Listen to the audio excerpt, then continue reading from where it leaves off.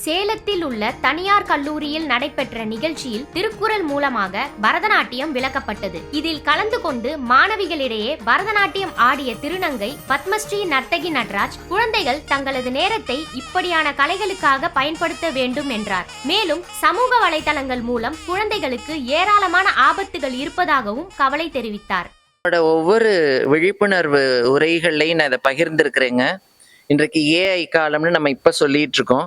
நம்ம இதே போல எத்தனையோ தொழில்நுட்பங்களை கடந்த 20-25 வருடங்களா நம்மளும் கற்றுக்கொண்டும் கடந்து வந்து கொண்டும் தான் இருக்கிறோம். இப்ப ஏஐன்னு சொல்லப்படக்கூடியது இன்னும் கொஞ்ச காலத்துல WIன்னு சொல்லப்படலாம், QAன்னு சொல்லப்படக்கூடலாம். எப்படியோ வார்த்தைகள்ல பயன்படுத்தி தொழில்நுட்பங்கள் வெவ்வேறு பரிமாணங்கள்ல வளர்ச்சி அடையலாம். அதையெல்லாம் தொழில்நுட்பம் செஞ்சிரும்.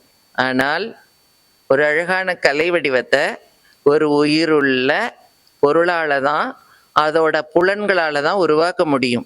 ஒரு தூக்கணாங்குருவி கூட்டை நீங்க செயற்கையா பண்ணி அதுல ஒரு தூக்கணாங்குருவியை அழிச்சு நீங்க கூடு கட்டி வாழுன்னு சொல்ல முடியாது.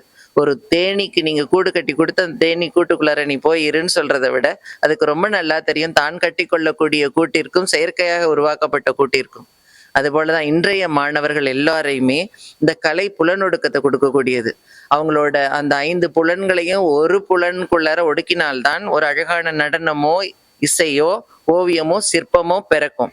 அப்ப அவர்களுக்கு இந்த புறப்பொருள்ல இருக்கக்கூடிய இடர்பாடுகள் இருக்கு இல்லையா, இன்றைக்கு சமூகத்துல எத்தனையோ வலைத்தளங்கள் வாயிலாகவும் தொழில்நுட்பங்கள் வாயிலாகவும் சமூக வலைத்தளங்கள் வாயிலாகவும் அவங்களோட படிப்பையும் அன்றாட வாழ்க்கையையும் அவங்களோட நடைமுறைகளையும் சிதைக்கிற மாதிரி எத்தனையோ சூழல் அவங்களுக்கு பின்னி கிடக்கு.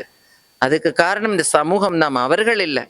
இந்த மாதிரி கலைகளை கற்கும் பொழுது அவர்கள் ரொம்ப எளிமையாகி மெதுவாகி இனிமையாகி தங்களை ஒருநிலைப்படுத்தி எல்லாத்தையும் புரிதலோட எதிர்நோக்க பழகுவாங்க.